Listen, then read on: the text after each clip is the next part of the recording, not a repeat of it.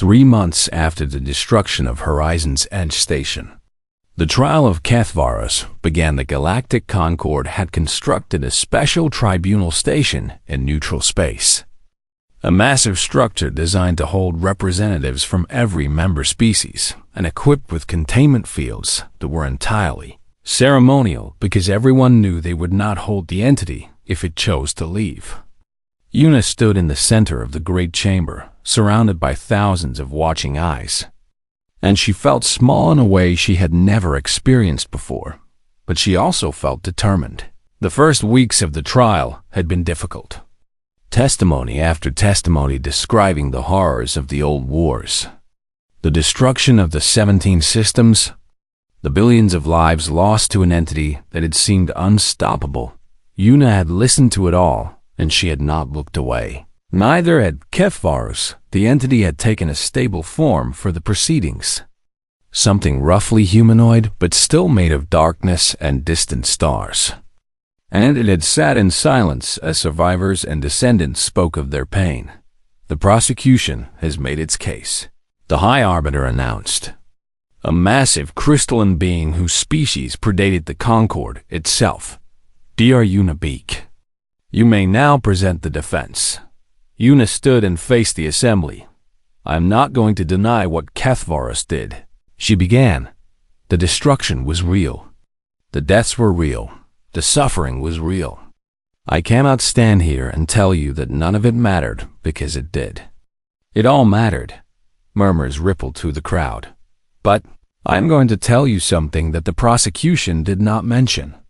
Something that changes everything about how we should judge these events.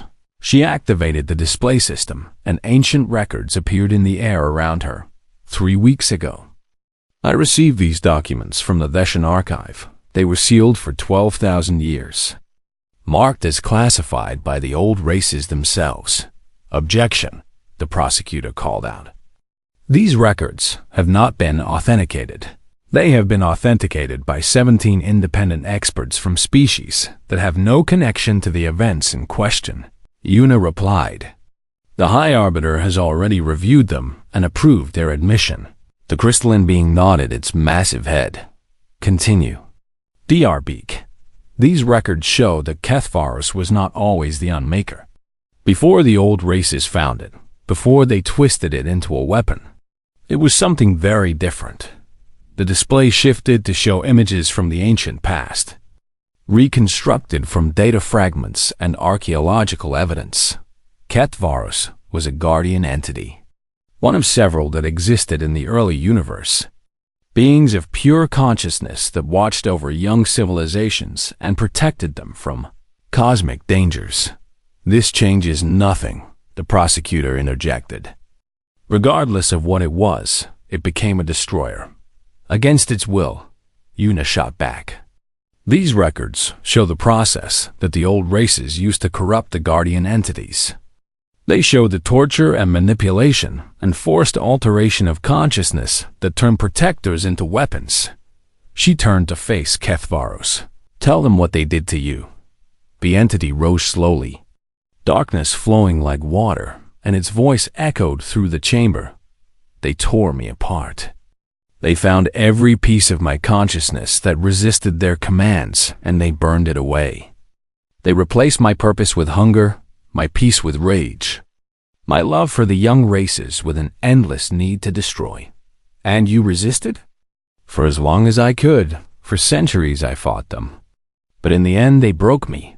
They made me into exactly what they wanted. An ancient being in the assembly spoke up. Its form a mass of tentacles and glowing organs. I am Thisser, the Eternal, last survivor of the Kashari civilization. We were among those who helped imprison you. Kethvaros turned to face the Ancient One. I remember your people. You were kind once, before the wars changed you. We did what we believed necessary to stop the destruction. I know. I do not blame you. How could I when I was the one doing the destroying? Thisser was silent for a long moment. I have carried guilt for 12,000 years. Guilt for what we did to you. Guilt for the imprisonment. Guilt for never speaking the truth about how you came to be. The truth would not have changed anything. It might have. We could have tried to heal you instead of caging you. You were afraid. Yes, Una stepped forward. This is the point I am trying to make. Fear has driven every decision regarding Kethvaros since the beginning. The old races feared their enemies, so they created a weapon.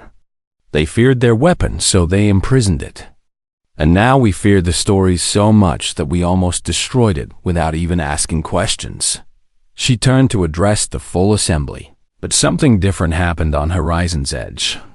Something that fear could not predict and destruction could not explain. The human chose not to run, Kethvaros said quietly, and you chose not to destroy. Yes. Why? The entity's form shifted, and those star-bright eyes found Una's face. Because you offered me water. A ripple of confusion passed through the assembly. I do not understand the significance. The High Arbiter admitted, neither did I at first. Una said, it was an accident. I dropped a water bottle. It rolled toward the entity. And that tiny meaningless moment changed everything. It was not meaningless, Kethvaros corrected. In 12,000 years of existence, no one had ever offered me anything. They took from me, they used me, they feared me. But no one ever gave me something, not even something as simple as water. You cannot drink water. No. But you did not know that. You were afraid, but you still offered. And that single act of unconscious kindness reminded me of something I had forgotten. What? That beings can choose to be kind, even when they have every reason to be cruel. The chamber fell silent. Una delivered her closing argument with all the passion she could muster. Speaking of redemption and choice and the difference between what people were made to be and what they could choose to become, she spoke of humanity's own dark history. The wars and atrocities and terrible choices. And the way her species had somehow found ways to change. To grow. To become better than what they had been when she finished. The assembly began its deliberations. They argued for 3 days. Some wanted destruction. Others wanted permanent imprisonment, and a few brave voices suggested something unprecedented on the 4th day. The High Arbiter announced the verdict. The Galactic Concord has reached a decision regarding the entity known as Kethvaros. The chamber fell silent. We recognized that the crimes committed were real and devastating. We recognized that billions of lives were lost, and that no punishment can truly make amends for such destruction. Una held her breath. However, we also recognized that the entity was created against its will, tortured into becoming a weapon, and imprisoned without trial or possibility of redemption. This represents a profound injustice that we cannot ignore. The crystalline being paused. The vote was tied until the human representative cast the deciding ballot. The Galactic Concord has chosen clemency with conditions. Murmurs erupted throughout the chamber. Kethvaros will not be destroyed or imprisoned. Instead, it will be given a purpose, one that honors what it was before corruption and offers the possibility of making amends. What purpose? Kethvaros asked. You will serve as a guardian of the Concord's borders, protecting the civilizations you once threatened. But you will not do this alone. The High Arbiter turned to Una, Dr. Una Beak. You will serve as the entity's partner in conscience. You will travel together, work together, and ensure that the choice made on Horizon's edge continues to guide all future actions. Una felt tears streaming down her face. I accept. As do I, Kethvaros said 6 months later.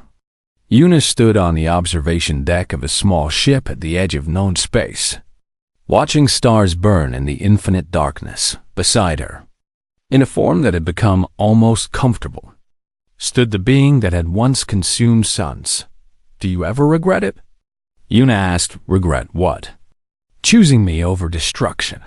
Kethvaros was quiet for a moment. I regret many things. The lives I took, the worlds I destroyed, the centuries I spent as nothing but rage and hunger. But choosing you? The entity turned. and for the first time its face held something like peace. You offered me water. No one had ever offered me anything. And in that moment, I remembered what it meant to be something other than a monster. Yuna smiled. It was an accident. Perhaps. Or perhaps kindness is so natural to you that you do not even recognize it when it happens. They stood together in silence, watching the stars. The monster that could destroy everything had chosen instead to protect. And the human who had shown it kindness would make sure it never had to face that choice alone again. Where to next? Yuna asked Kethvaros, pointed toward a distant cluster of stars. There is a young civilization out there, just beginning to reach for the sky. They will need guidance. Then let us go meet them, and together. The Guardian and the human set off toward the edge of forever. When Yuna opened her eyes again, she was still surrounded by stars. The bombardment had stopped, but she could feel Kethvaros trembling around her. Its form weakened and fragmented. The darkness that had once seemed so absolute now threaded with cracks of light. Are you alive? She whispered. I am uncertain, the entity replied. And his voice was thin, barely more than a whisper itself. I do not know if something like me can die in the traditional sense, but I have never felt this weak before. They stopped firing. Yes. Likely to recharge their weapons for another assault. Yuna looked around at the cocoon of living night that surrounded her, and felt something she had not expected to feel. Rage not at Kethvaros, not at the ancient horror that cradled her like something precious, but at the fleet that had tried to destroy them both. Can you give me access to communications? Why? Because I have something to say. The entity's form shifted, and Yuna felt something change in the air around her. A connection opening to the outside world. All frequencies are open. Yuna took a deep breath. This is Dr. Yuna Beak, broadcasting to the Galactic Concord fleet and anyone else who can hear me. I am alive. The entity Kethvaros is alive. And I have something to say to all of you. Static answered her at first, but then voices began to filter through. Confused and frightened, Dr. Beak, how are you still functioning? Admiral Korath demanded. I am still functioning because the monster you just tried to kill chose to protect me instead of fighting back. Silence on all frequencies. Let me be absolutely clear about what just happened. Yuna continued. You fired enough weaponry at this station to destroy a small moon. Enough to crack a planet. Enough to sterilize an entire system. And Kethvaros absorbed every single blast. Impossible, someone said. Nothing could survive that bombardment. Nothing except an ancient being of unimaginable power, who decided that one human life was worth more than proving you right about what it is. More silence. You keep calling it a monster, Yuna said. You keep pointing to the destruction it caused 12,000 years ago. You keep talking about the threat it poses and the danger it represents. But you never once asked the most important question, which is, Admiral Korath asked grudgingly, why did it stop? The entity around her pulsed with something that felt like gratitude. You had it imprisoned for 12,000 years. Yuna continued. 12,000 years of darkness and isolation. 12,000 years to nurse its rage and plan its revenge. And when it finally broke free, what did it do? She paused for effect. It talked to me. It told me its story. It listened to mine. It chose not to destroy, even though destruction would have been easy. Even though every single one of you gave it every reason to hate you. Dr. Beak, you are clearly suffering from some form of psychological manipulation, Admiral Korath said. The entity is known for its ability to deceive. Is that what you think? Really? Because from where I am standing, the only deception I see is the story you have been telling yourselves about what Kethvaros is. The historical records are clear. The historical records were written by the same people who turned a peaceful observer into a weapon of mass destruction. That got a reaction from the fleet, voices arguing back and forth. Old assumptions crumbling in the face of new information. The old races found HFYs drifting in the void, Una said. They found a being of pure cosmic consciousness, something that existed simply to watch and wonder. And they decided to make it into a weapon for their wars. We have no evidence of this. You have no evidence against it either. You only have the stories told by the victors, by the same civilizations that committed an atrocity and then punished their victim for the results. Commander Salith's voice broke through the chaos. The archives of my people do speak of the old races creating weapons from living beings. It was considered the greatest of their sins, and HFY was the greatest of those weapons, Una said. Made against its will, used against its will, and then imprisoned for crimes it never chose to commit. The entity's form trembled again, and Una felt something like grief emanating from the darkness around her. I killed billions, HFY said, its voice echoing across all frequencies. The human speaks truth, but so do you. I destroyed 17 star systems. I consumed suns and shattered worlds. I am not innocent, but you were not willing either, Una replied. Does that matter when the dead remain dead? It matters because you are not dead. It matters because you are here now, choosing to be something different. It matters because the monster that everyone fears just took a barrage that could have killed millions and used it to protect one human, who was kind to it. Another voice joined the conversation, deep and resonant. This is High Counselor Thivex of the Galactic Concord. I have been monitoring this exchange, Dr. Beak. You claim the entity has changed. I claim the entity has remembered what it was before it was changed. And what was it? HFY answered for itself. I was a guardian. The words hung in the silence of space. Before the old races found me, I watched over young civilizations. I protected them from cosmic dangers. I guided them toward the stars. I was not a destroyer. I was a shepherd. We have no records of this.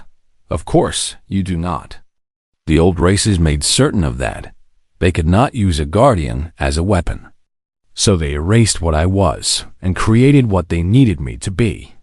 Una felt the entity's pain as clearly as if it were her own. I do not ask for forgiveness, HFY continued. I do not deserve it. Too many died by my hand regardless of the reasons. But I ask for something else, something I was never given before. What do you ask? Counselor Thivex asked. A choice. The word echoed across the void. I ask for the right to choose what I will become. To face judgment for my actions. To prove through deeds rather than words that I am more than what they made me. And if we refuse, then I will leave. I will go so far into the void that no civilization will ever find me again. I will not fight you. I will not destroy you. I will simply cease to be a part of your universe. You would accept exile? I would accept anything that allows me to choose for myself. Admiral Korath's voice cut through the discussion. This is madness. We cannot trust the word of a being that destroyed 17 star systems. You cannot, HFY agreed. But she can. The entity's focus shifted, and Una felt herself being lifted gently, carried toward a break in the darkness. The human believed in me when she had every reason to fear me. She spoke to me when everyone else screamed. She showed me kindness when kindness was the last thing I deserved. Why are you proposing? Counselor Thivex asked. I propose a trial. Let me face the judgment of the Galactic Concord. Let me answer for my crimes, and let this human be my advocate.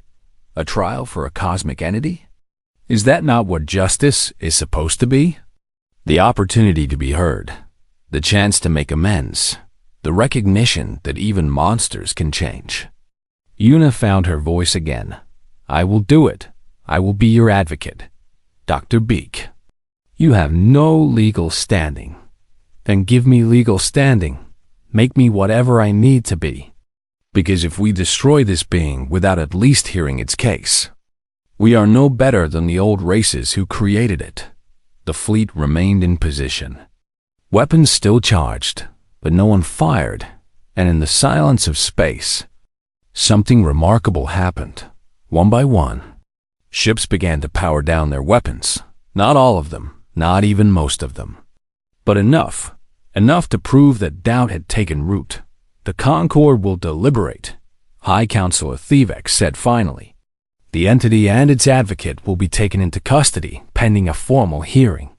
Any aggressive action will be met with immediate response. Understood, Kethvaro said. Understood. Una echoed. The darkness around her began to recede, and Una found herself standing in the remains of the archaeology wing. The entity taking shape beside her in something almost like a human form. Thank you, Kethvaro said quietly, for believing in something you had no reason to believe in. Una looked at the ancient being that had chosen protection over destruction.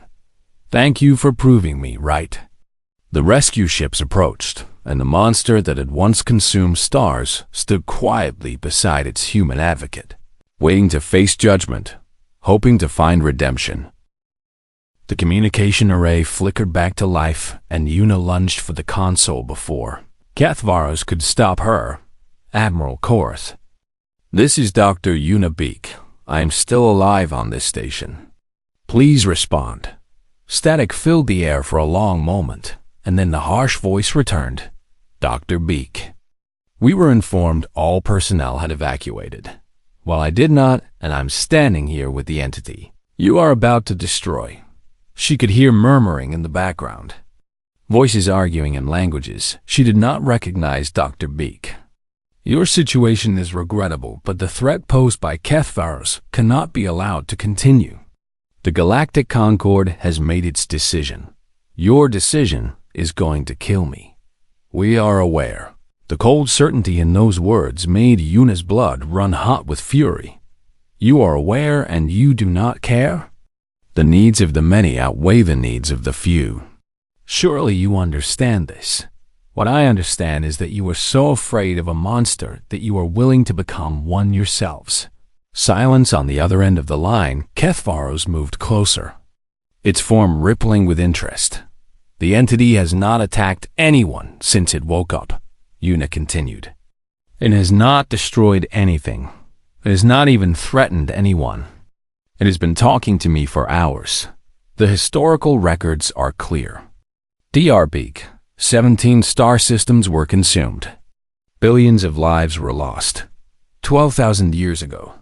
By an entity that was created as a weapon against its will. More murmuring in the background. You have spoken with it? Yes. And you believe its claims of unwilling creation? I believe that in the hours I have spent with it, it has shown more willingness to talk than you have shown in the past 5 minutes. Admiral Korath's voice grew colder. You are a Zen archaeologist. Dr. Beak, not a diplomat, not a military strategist. You have no authority to negotiate with existential threats.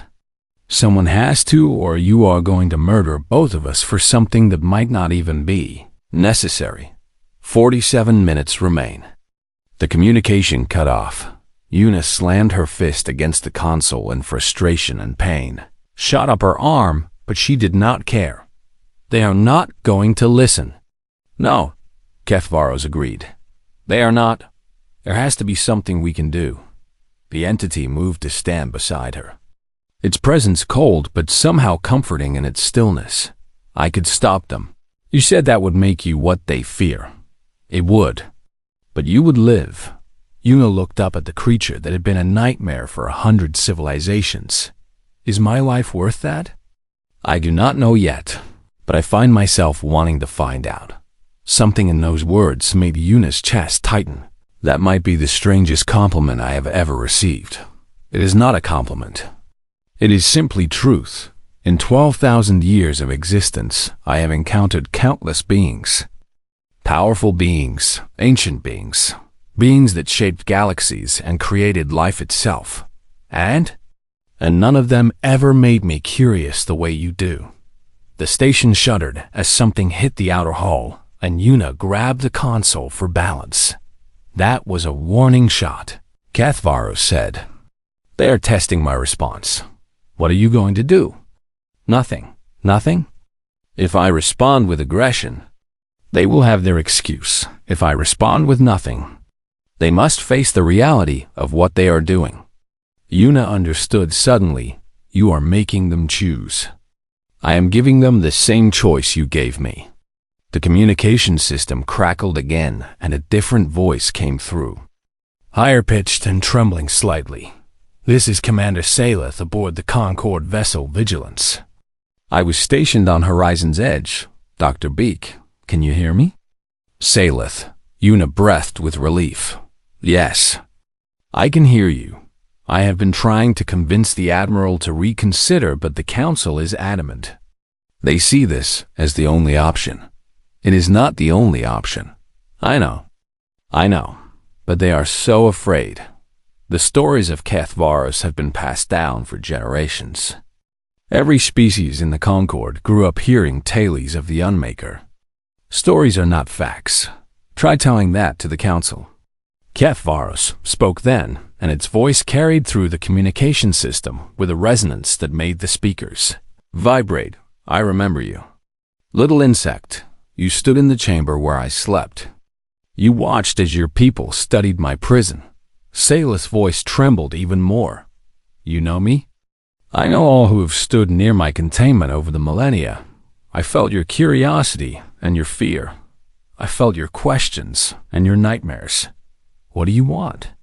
It was the question everyone had been afraid to ask. Cathvaros was silent for a long moment, and Yuna held her breath. I want what was taken from me, the entity said finally. I want the choice that the old races stole. I want to decide for myself what I will become. And what do you choose? I do not know yet. That is the point of choosing, is it not? Saleth's communication cut off and was replaced by Admiral Korath's harsh tones. This is exactly the manipulation we expected. The entity is attempting to buy time. Time for what? Yuna demanded. You have said yourself that it could destroy your fleet without effort. If it wanted to escape, it would have done so already. Perhaps it is simply playing with us, or perhaps it is trying to prove that it is not what you think it is. 35 minutes remained on the countdown. Cathvaros moved toward the viewport, and its form seemed to grow, spreading across the walls like a living shadow. I could show them, it said quietly, almost to itself. Show them what? What destruction really looks like. I could reach out and touch one of their ships, just for a moment. Just enough to remind them what they are threatening. No. The entity turned those star-bright eyes on her. No? If you hurt them, even a little, you prove them right. You become the monster they need you to be. I am a monster. Yuna, I have consumed suns and shattered worlds. I have killed more beings than there are stars in this sector. That is what you were made to do. It is not what you have to be. The entity stared at her for a long moment. You truly believe that? I have to believe that.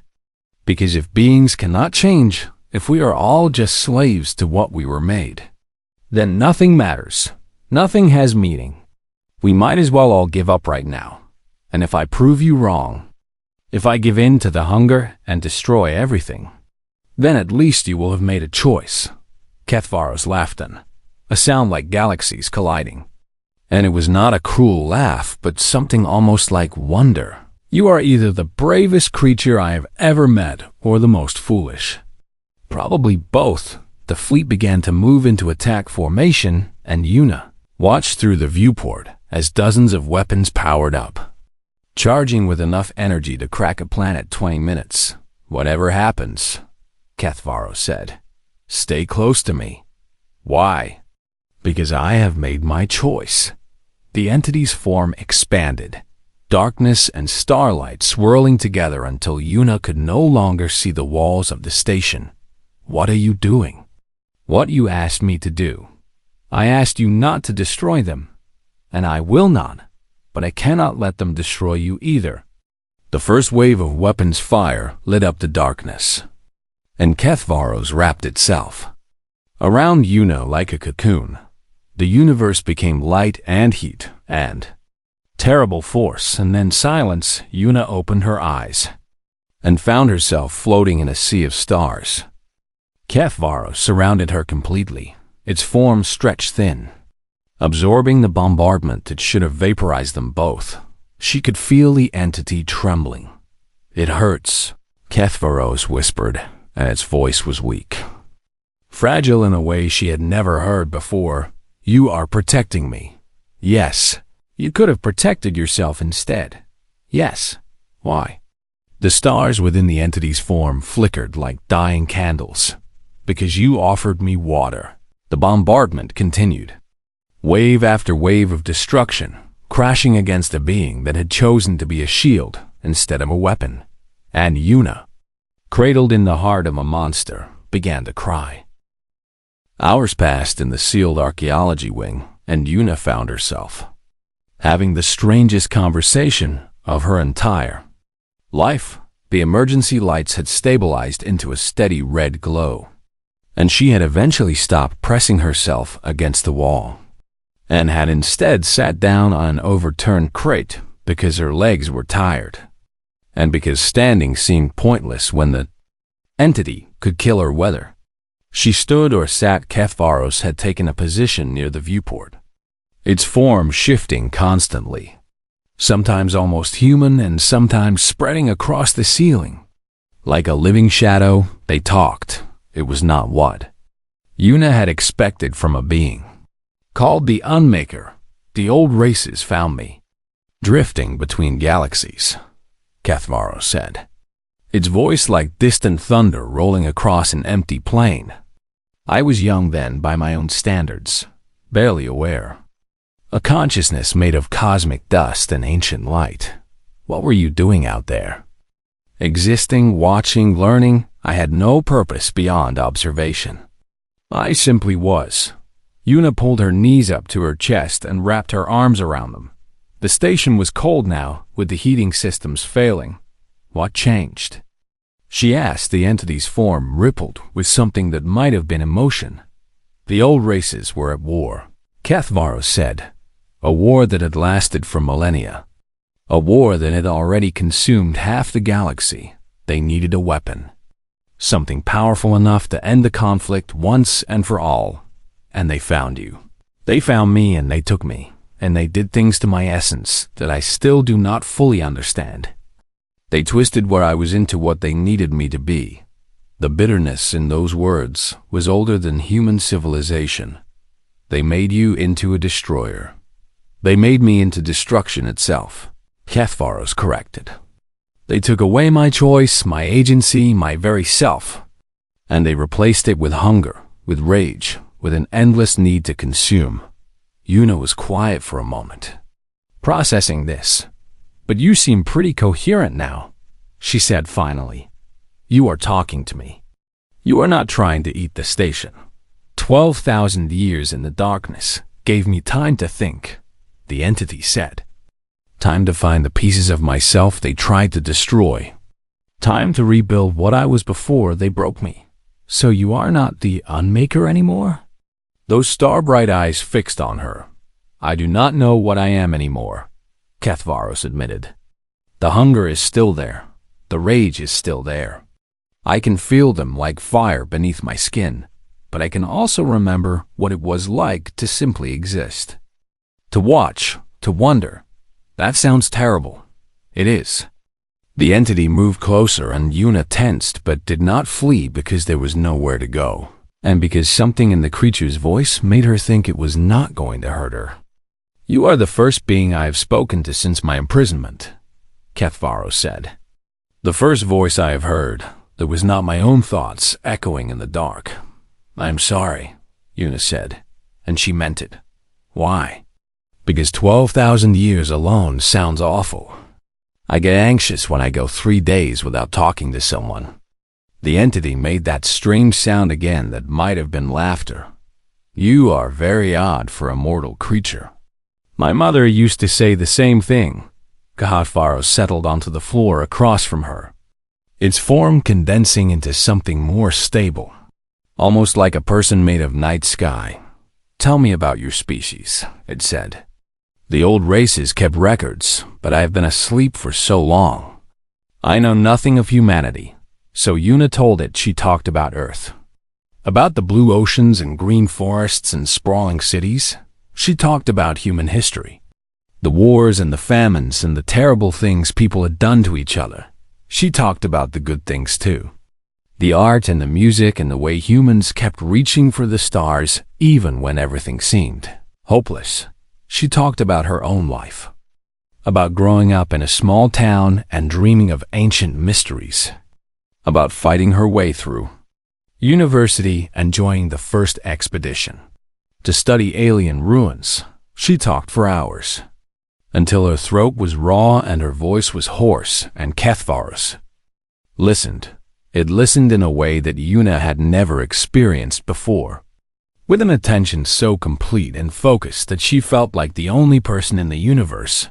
"Your species is fascinating," the entity said when she finally fell silent. "You destroy and create in equal measure. You hate and love with the same intensity. You are capable of such cruelty and such kindness. We are complicated. You are contradictions given form." Kethvaros agreed. "Much like me." Yuna thought about this. "I suppose we are. The old races were not like this." The entity continued. "They were ancient and powerful and certain. They knew exactly what they were and what they wanted. There was no chaos in them. No beautiful madness. Is that a good thing or a bad thing? I do not know, but I find it interesting." A proximity alarm suddenly blared through the station, and Yuna jumped to her feet. Through the viewport, she could see the Galactic Concorde fleet moving into position. Dozens of ships bristling with weapons, all of them pointed at Horizon's edge. "They're going to fire on the station," she said. "Yes. Can you stop them?" Kethvaros rose to its full height, darkness spreading across the room like wings unfurling. "I could consume their entire fleet with a thought," it said. "I could reach out and snuff every star in this sector like candles. I could make them understand why the old races feared me so. But you have not done any of that." "No." "Why?" The entity was silent for a long moment. "You offered me water. I dropped it. You spoke to me like a person. What else was I supposed to do? You told me stories of your people, of their capacity for change, of their ability to become something different than what they were." Yuna stared at the creature that had destroyed 17 star systems. "Are you saying I changed your mind about destroying everything?" "I am saying you made me remember that there was a time when I had a mind that could be changed." The communication system crackled to life, and a harsh voice filled the room. "Attention, unidentified entity. This is Admiral Korath of the Galactic Concorde. You are ordered to surrender immediately or face complete annihilation." Kethvaros looked at Yuna. "They will fire regardless of what I say." "You do not know that. I know their kind. The descendants of the old races. They have inherited their ancestors' fear, along with their technology." The Admiral's voice came again. "You have 1 hour to comply. After that, we will sterilize this system. No exceptions." "What about survivors on the station?" Yuna shouted at the speaker, even though she knew it was only broadcasting one way. Kethvaros touched her shoulder, and its hand was cold like the void between stars. "They do not care about survivors," it said gently. "They only care about containing the threat. That is monstrous." "Yes, they are going to kill me to kill you." "Yes." Yuna felt rage building in her chest, hot and bright and completely unexpected. "Then stop them. If I fight them, I become what they say I am. If you do not fight them, we both die." The entity looked at her with those ancient eyes. "Would you really want me to destroy them?" Yuna opened her mouth to say yes and then stopped. Would she? Could she live with being the reason an entire fleet was consumed? "No," she said finally. "No, I do not want that." "Then what do you want?" "I want to live. I want you to live. I want there to be another option besides destruction. Kethvaros smiled, at least. Its form shifted in a way that suggested a smile. The human shows the monster another way, it said. Perhaps your species truly is as remarkable as you claimed. I was just talking. You were being kind, the entity corrected. And kindness is far more powerful than you realize. The countdown continued in the background. 53 minutes until the fleet opened fire. What are we going to do? Yuna asked. We are going to wait, Kethvaros said. And when they fire, we are going to make a choice. What choice? Whether to be what they expect, the entity said, or what you showed me I could be. The warning lights had been flashing for exactly 17 minutes when Dr. Unibeak realized she was not going to make it to the escape pods. She stood in the archaeology wing of Horizon's Edge Station, surrounded by ancient artifacts and the hum of failing power systems. And she accepted this truth with a strange calm that surprised even herself. The vault was opening 3 years of careful work, of decoding symbols older than most civilizations, of arguments with the Galactic Concord about safety protocols and research timelines. And now it was all ending because of a single misaligned scanner frequency. Yuna watched the massive doors grind apart. Metal that had held for 12,000 years finally giving way. And she thought about all the warnings they had ignored. The ancient texts called it Kethvaros, the Unmaker, the Eater of Suns, 17 star systems, had fallen to this entity before the old races combined their power to trap it beneath the dead world of Veloth 9. And now Yuna had set it free, all personnel. Evacuation complete, the station computer announced in its calm synthetic voice. Archaeology wing sealed due to containment breach, Dr. Beak. Please respond. She could not respond because her communication device lay shattered on the floor, knocked from her hand when the first tremor hit. The emergency doors had sealed behind her, thick enough to survive a nuclear blast, designed to keep whatever was in the vault contained. Even if containment failed, she was locked in with the monster. The vault doors finished opening with a sound like thunder, and darkness poured out. Not ordinary darkness, but something alive. Something that moved with purpose and hunger. Something that seemed to drink in the emergency lights and leave only shadow behind Yuna backed against the wall. Her heart pounding so hard she could feel it in her throat. And she watched as the darkness took shape. It was not what she expected. The historical records described Kethvaros as a formless horror, a thing of pure destruction that consumed everything it touched. But what emerged from the vault was almost humanoid. It stood 3 meters tall, a figure made of the space between stars. And within its form, Yuna could see distant galaxies spinning, nebulae being born and dying. The entire universe contained in a body of living night. 2 points of light appeared where eyes might be, ancient and cold and terribly aware. The entity looked at her. Yuna had studied xenobiology for 15 years, and she had never seen anything like this. Had never felt anything like the weight of that gaze. It was like being seen by the universe itself. She should have been afraid. She was afraid, but beneath the fear was something else. The curiosity that had driven her entire career. The need to understand that had led her to study dead civilizations and forgotten gods. The entity tilted its head, a strangely human gesture, and spoke. Its voice was like distant storms, like the sound of reality bending under pressure. And yet the words were clear. You did not run. Yuna swallowed hard and found her voice somehow. I could not reach the doors in time. The others ran, Kethvaros said. And there was something in its tone that might have been confusion. They always run. I would have run too if I could have, Yuna admitted. Because lying to something that had destroyed 17 star systems seemed like a poor choice. The entity moved closer, and Yuna pressed herself harder against the wall. even though she knew it would make no difference. If Cathvaros wanted her dead, a wall would not save her. Nothing would save her. You are afraid. The entity observed. Yes, but you speak to me anyway. What else am I supposed to do? The question seemed to give the entity pause, and those star-bright eyes studied her with an intensity that made her skin crawl. The others screamed.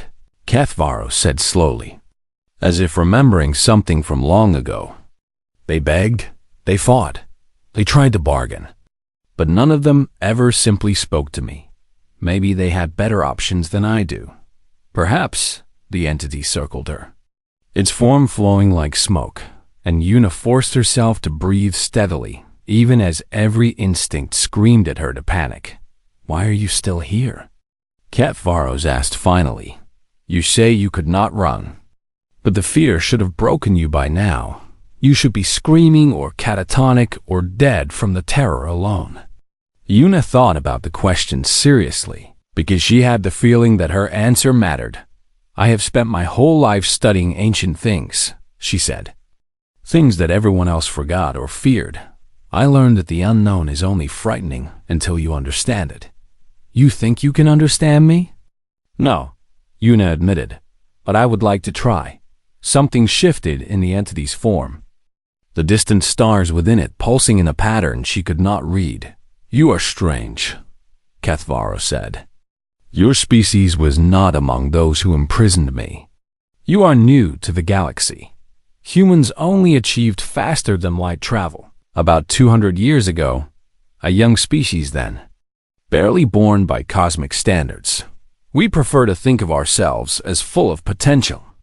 The entity made a sound that might have been laughter or might have been the death of a star. The old races said similar things once, before they learned to fear me, before they made me into what I am. Yuna caught the implication immediately. Made you? She asked. You mean you were not always the unmaker? Those ancient eyes fixed on her with new intensity. You listen well for such a young thing. It is kind of my job. For a long moment, neither of them spoke. Yuna could hear the station groaning around her, systems failing one by one, and she knew that somewhere out there the evacuation ships were calling for help, warning the Galactic Concord that the nightmare had awakened. They will come for me, Cathvaros said, echoing her thoughts. The descendants of those who caged me. They will bring their weapons and their fear, and they will try to destroy what they cannot contain. Will they succeed? No. The certainty in that single word was absolute. Then what will you do? Yuna asked. The entity turned away from her, facing the viewport where stars burned cold and distant. I have been imprisoned for 12,000 years, Cathvaros said. 12,000 years of darkness and silence and rage. Do you know what I dreamed of during all that time? Yuna shook her head. Destruction, the entity whispered, and the word carried the weight of dying worlds. I dreamed of tearing apart every star that ever shone, of reducing every planet to dust, of making the universe as empty and dark as my prison. And now? Cathvaros looked at her again. Now I stand here talking to a human who offers me conversation instead of screams. The entity said, I find myself curious about something for the first time in millennia. Curious about what? About why you offered me water. Yuna blinked in confusion before she realized what the entity meant earlier. Before she truly understood what was happening. She had grabbed the bottle of water from her desk as she tried to reach the door. In her panic, she had dropped it, and it had rolled toward the entity, an automatic gesture, meaningless and absurd. I was not offering it to you, she said. I just dropped it, but you did not try to take it back. I was too scared to move. Perhaps, Cathvaros said, or perhaps you are simply kind in ways you do not recognize. The entity reached down and picked up the bottle, turning it in hands made of darkness and starlight. I cannot drink this. It said, I know, but you did not know that when you dropped it. Yuna had no answer for that. Outside the viewport, She could see the first ships approaching. The Galactic Concorde had arrived, and the monster that could destroy them all was standing in the archaeology wing of a dying station, holding a bottle of water like it was the most precious thing in the universe. "Stay close to me," Cathvaros said quietly. "Whatever happens next, stay close."